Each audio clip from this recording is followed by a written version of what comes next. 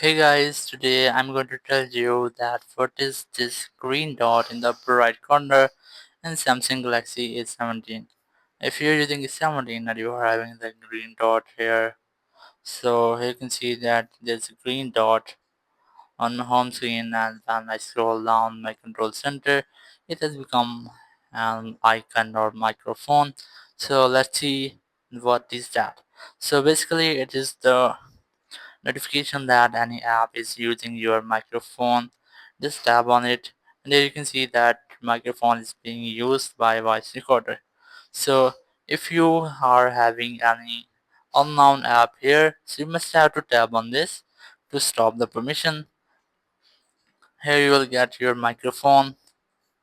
Just tap on it and then tap on don't allow. Once you have that, you can see there is no any green dot or the microphone icon in the upper right corner on my Samsung Galaxy A17.